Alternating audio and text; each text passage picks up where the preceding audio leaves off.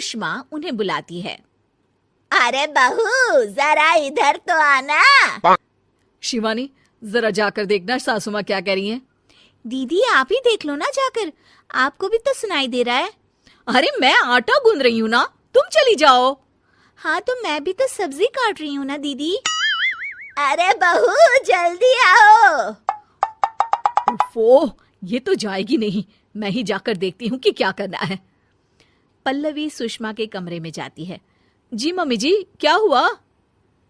शाम को घर पर कुछ मेहमान आने वाले हैं, तो तुम अच्छा सा खाना बना लेना बहू। ठीक है मम्मी जी, आप बता दीजिए क्या क्या बनाना है और कितने लोग आ रहे हैं। सुनील की मौसी जी और उनका पूरा परिवार आ रहा है। कुल मिलाकर 3 लोग और हमें मिलाकर हुए 9 लोग। तो अभी से ही तैयारी करना शुरू कर दो। और हाँ, घर की सफाई भी कर देना, हाँ अच्छे से। जी मम्मी जी, सब काम हो जाएगा, आप चिंता मत कीजिए। पल्लवी शिवानी को घर में मेहमान आने वाले हैं इसके बारे में बताती है। क्या 9 लोगों का खाना बनाना होगा, घर की सफाई करनी है? बाप रे, सासू माँ ने तो हमें घर की नौकरानी ही समझ कर रखा है। ऐसा नहीं बोलते शिवानी, हम इस घर की बहू हैं और घर के काम करना हमारा फर्ज है। दीदी तो है ही सासू माँ की चमची, जब देखो सासू माँ सासू माँ। मैं तो इतना सारा काम नहीं करने वाली।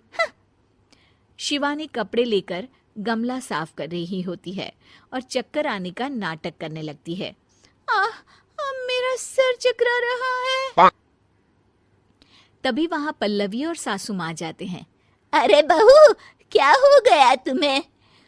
मम्मी जी, बहुत तेज सर में दर्द हो रहा है। तुम एक काम करो शिवानी, आराम कर लो। नहीं नहीं दीदी, घर में मेहमान आने वाले हैं, मुझे आपकी मदद करनी चाहिए। अरे कोई बात नहीं शिवानी, तुम आराम कर लो, मैं सब काम कर लूंगी। ठीक है दीदी, अगर आप इतना कह रही हैं तो आराम कर लेती हूँ। शिवानी आराम से अपने कमरे में मैगजीन पढ़ रही होती है। इसे कहते हैं आराम की जिंदगी। इतना सारा काम। चलो सारा काम खत्म हो गया, शिवानी को देख आती हूँ। शिवानी अपने कमरे में ईयरफोन में गाने सुनते सुनते सो जाती है और उसके साइड में मैगजीन भी रखी होती है। पल्लवी वहां आ जाती है और वो सब देखती है। ओहो, तो मतलब सब काम चोरी का बहाना था। अभी बताती हूँ इसको। घर का सारा काम मुझे करना पड़ा और ये महारानी यहाँ मैगजीन पढ़ रही है, गाने सुन रही है। पल्लवी रसोई से एक प्लेट और चम्मच लेकर आती है और शिवानी को थाली बजाकर उठाने लगती है। शिवानी अचानक से उठती है। उठ गई महारानी, गाने भी सुन लिए, मैगजीन भी पढ़ ली। तुम तो बहुत बड़ी झूठी निकली शिवानी। तुमने सर दर्द का बहाना बनाया ताकि काम करने से बच सको। हाँ बनाया बहाना, तो क्या करती, इतने सारे काम करती। मुझे कोई शौक नहीं है चापलूसी का। क्या चापलूसी? तुम्हें लगता है कि मैं सारे काम चापलूसी के लिए कर रही हूँ? नहीं तो क्या। तभी वहां सासू माँ आ जाती हैं।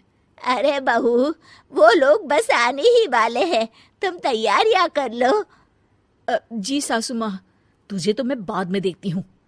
सब खाना खाने बैठते हैं और खाना शुरू करते हैं। तभी सुनील की मौसी बोलती है। वाह भाई वाह, खाना तो बहुत ही अच्छा बना है सुषमा जी, एक एक चीज में क्या स्वाद है। ये सुनकर शिवानी मुंह बना लेती है। उसे अपनी जेठानी की इतनी तारीफ रास नहीं आती। आपकी बहुएं तो बहुत ही अच्छा खाना बनाती हैं। हाँ, बनाती तो दोनों ही अच्छा है, पर आज ना ये सारा खाना बड़ी बहू ने बनाया है। छोटी बहू की तबीयत ठीक नहीं थी, सो इसलिए। मानना पड़ेगा सुषमा जी, आपकी बड़ी बहू तो बहुत ही गुणवान है। पल्लवी की तारीफ सुनकर शिवानी को जलन होती है।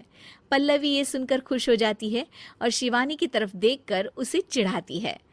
कुछ देर बाद मेहमानों के जाने का वक्त हो जाता है।